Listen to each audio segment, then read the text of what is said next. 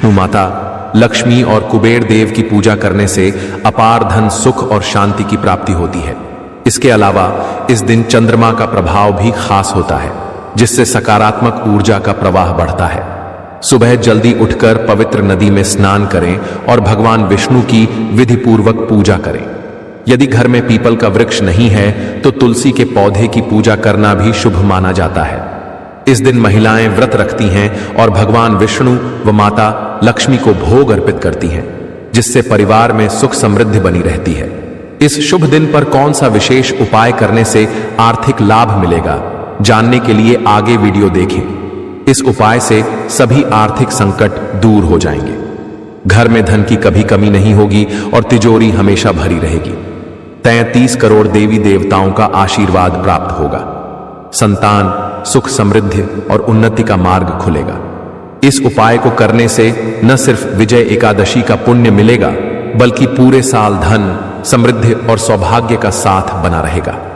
तो इस विजय एकादशी पर गाय को यह विशेष चीज चुपचाप खिलाएं और अपार धन समृद्धि प्राप्त करें।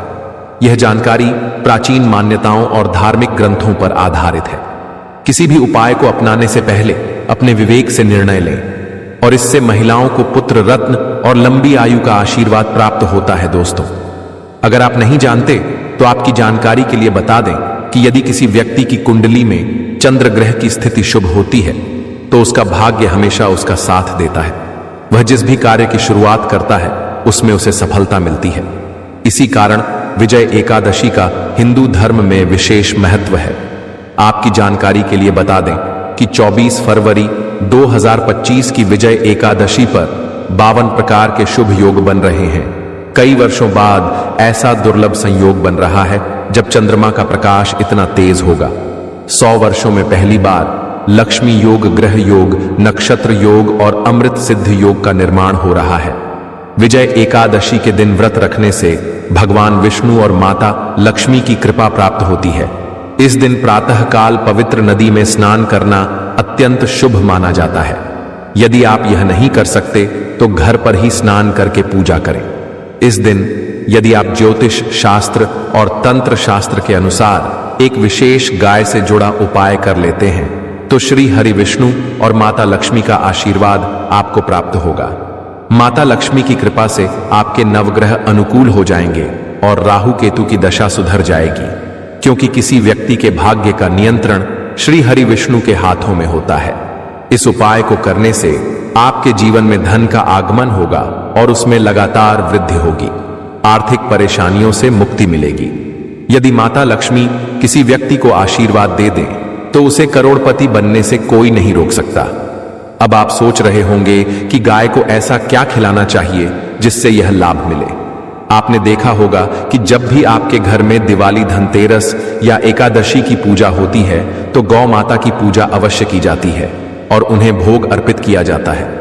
अगर ज्यादा कुछ नहीं तो कम से कम 2 पूड़ियां जरूर खिलाई जाती हैं।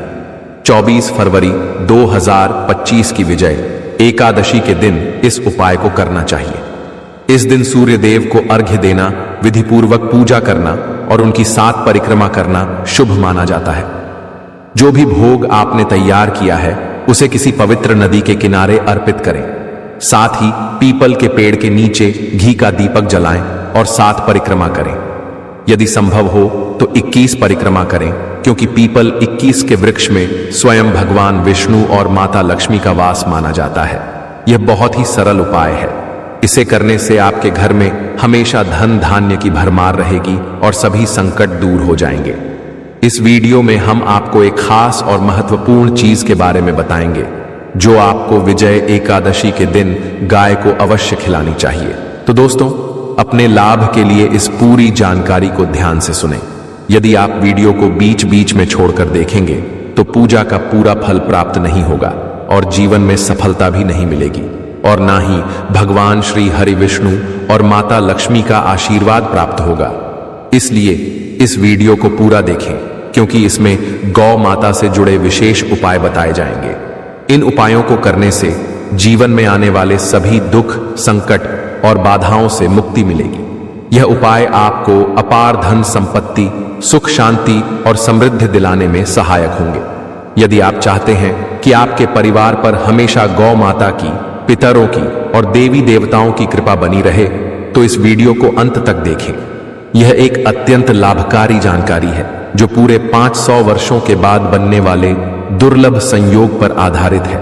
यदि आप इस शुभ अवसर का लाभ उठाना चाहते हैं और अपनी आने वाली 7 पीढ़ियों तक सुख समृद्धि सुनिश्चित करना चाहते हैं, तो वीडियो को ध्यानपूर्वक देखें। वीडियो शुरू करने से पहले आपसे अनुरोध है कि इसे लाइक करें और कमेंट बॉक्स में सच्चे दिल से जय गौ माता अवश्य लिखें, ताकि गौ माता की कृपा सदैव आप और आपके परिवार पर बनी रहे।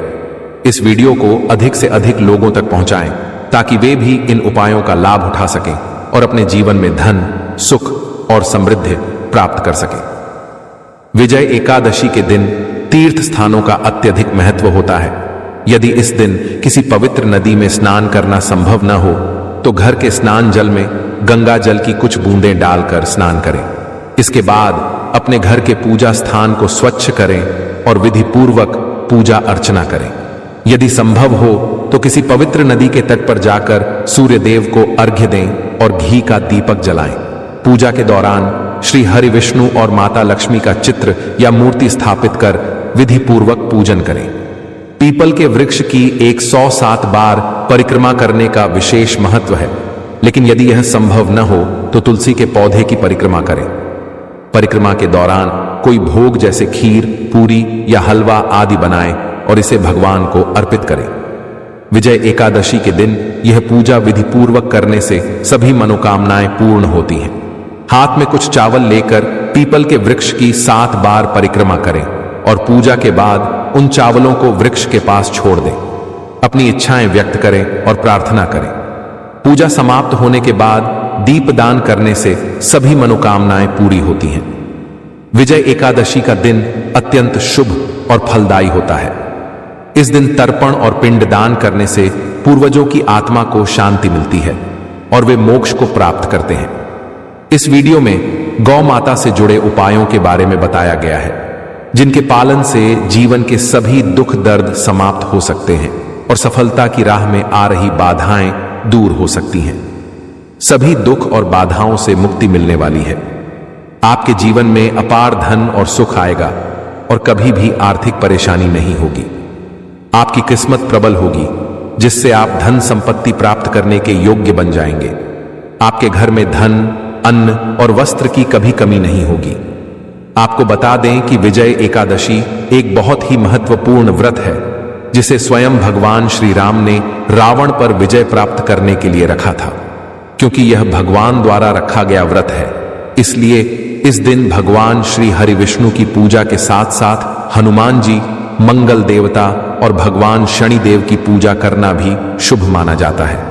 इस दिन यदि आप हनुमान जी, मंगल देव और शनिदेव की विधि पूर्वक पूजा करते हैं, तो मंगल ग्रह के दोष दूर हो जाते हैं, जिससे व्यक्ति को धन, सुख और संपत्ति की प्राप्ति होती है और उसकी सभी मनोकामनाएं पूर्ण होती हैं। हम आपको यह जानकारी निःशुल्क दे रहे हैं, क्योंकि ज्ञानवर्धक टेल्स का उद्देश्य जनहित में सेवा करना है। इसलिए हम चाहते हैं कि यह महत्वपूर्ण जानकारी अधिक से अधिक लोगों तक पहुंचे। इस वीडियो को जरूर लाइक करें और अपने दोस्तों और परिवार के साथ साझा करें। इसके अलावा हम राशि के अनुसार भी विशेष उपाय बताते हैं। यदि आप चाहते हैं कि हम आपको आपकी राशि के अनुसार उपाय बताएं, तो कृपया कमेंट बॉक्स में अपनी राशि या नाम जरूर लिखें। साथ ही जय गौ माता अवश्य लिखें। अब एक और महत्वपूर्ण उपाय जान लीजिए। विजय एकादशी के दिन शाम को पीपल के पेड़ के नीचे सरसों के तेल का चौमुखी दीपक जलाएं। इस दीपक को आटे से बनाएं और उसमें 4 अलग अलग बातियां लगाएं। दीपक में लाल धागे की बाती जलाकर 2 लौंग डालें और फिर इसे जलाकर अपनी मनोकामना कहकर छोड़ दें। यह उपाय जीवन में चमत्कारिक परिवर्तन ला सकता है। यदि आपने अभी तक ज्ञानवर्धक टेल्स को सब्सक्राइब नहीं किया है, तो जरूर कर लें, ताकि आपको ऐसी महत्वपूर्ण जानकारी सबसे पहले मिल सके। अब बात करते हैं गौ माता से जुड़े उपायों की। विजय एकादशी के दिन गौ माता की पूजा करना बहुत ही शुभ होता है। इस दिन जो भोग भगवान को चढ़ाया जाता है, उसमें से 2 पूड़ियां गौ माता को अवश्य खिलाएं। ध्यान दें कि सूखी पूड़ी न दें, बल्कि उस पर हलवा, मिठाई या सब्जी लगाकर खिलाएं। यदि आप पूजा के समय गाय के पास नहीं जा सकते तो पूजा की थाली में 2 पूड़ियां अलग निकाल कर रखें और जैसे ही गाय दिखे उसे प्रेम पूर्वक खिला दें। इसके बाद गौ माता को प्रणाम करें और अपनी मनोकामना व्यक्त करें। हर मांगलिक कार्य में गौ माता या उनसे जुड़ी चीजें जैसे गाय का गोबर, गौमूत्र, गाय का दूध या गाय के दूध से बना घी अवश्य शामिल करें। इससे देवी देवताओं की कृपा प्राप्त होती है और जीवन में सुख समृद्धि बनी रहती है। इससे आपको पुण्य की प्राप्ति होगी। सनातन परंपरा के अनुसार जिस घर में गाय होती है उस घर के सभी वास्तु दोष स्वतः ही समाप्त हो जाते हैं। पंचगव्य के बिना कोई भी पूजा पाठ और हवन सफल नहीं माना जाता। यदि संभव हो तो फाल्गुन के महीने में परिवार सहित गौशाला जाने का नियम बनाएं और गायों को हरा चारा खिलाएं। इससे सभी वास्तु दोष शांत हो जाते हैं। ज्ञानवर्धक टेल्स कभी किसी को गलत जानकारी नहीं देता। हमारे द्वारा बताए गए सभी नियम अगर सही तरीके से अपनाए जाएं तो वे निश्चित रूप से प्रभावी सिद्ध होते हैं और उनसे जुड़े दोषों का समाधान हो जाता है। गर्मियों में गौ माता को पानी पिलाएं और सर्दियों में उन्हें गुड़ अवश्य खिलाएं। विशेष रूप से विजय एकादशी के दिन गौ माता को गुड़ खिलाना बहुत शुभ माना जाता है। गर्मियों में गाय को चारा अवश्य दें। गौ माता से जुड़े कई शुभ और अशुभ संकेत भी होते हैं। यदि गाय दूध दुहते समय ठोकर मार दे और सारा दूध बिखर जाए तो इसे अशुभ संकेत माना जाता है। वहीं यदि यात्रा पर निकलते समय गाय अपने बछड़े को दूध पिलाते हुए दिखाई दे तो वह यात्रा अवश्य ही सफल होती है। यात्रा पर जाते समय गाय की आवाज सुनाई दे या रात में उसकी हुंकार सुनाई दे तो यह भी शुभ संकेत माना जाता है। विजय एकादशी और फाल्गुन के महीने में गौ माता के साथ गलत व्यवहार भूल कर भी न करें। यह महीना भगवान शिव को समर्पित होता है और इस दौरान महाशिवरात्रि भी आती है। गाय को राष्ट्रीय पशु बनाए जाने और उन्हें विशेष अधिकार दिए जाने की चर्चा हो रही है, लेकिन यह सोचने की बात है कि लोग गाय को संस्कृति का महत्वपूर्ण हिस्सा मानते हैं, फिर भी उनके साथ गलत व्यवहार करते हैं। जब तक गाय दूध देती है लोग उसकी सेवा करते हैं, लेकिन दूध देना बंद होने पर उसे सड़कों पर छोड़ देते हैं। इस स्थिति में गौवंश को कई तरह की प्रताड़ना सहनी पड़ती है। कोई उन्हें डंडे मारता है, कोई उन पर पानी डालता है और कई बार वे भूख प्यास से दम तोड़ देती हैं। ऐसे में यह जानना जरूरी है कि शास्त्रों में गाय के संबंध में क्या कहा गया है और हमें उनके प्रति कैसा व्यवहार करना चाहिए। शास्त्रों के अनुसार गाय को माता का दर्जा दिया गया है। जो व्यक्ति गाय को मारता या पीटता है वह माता के प्रति अपराध करने जैसा पाप करता है। उसे नरक में कठोर यातनाएं भोगनी पड़ती हैं और अगले जन्म में पशु योनि प्राप्त होती है।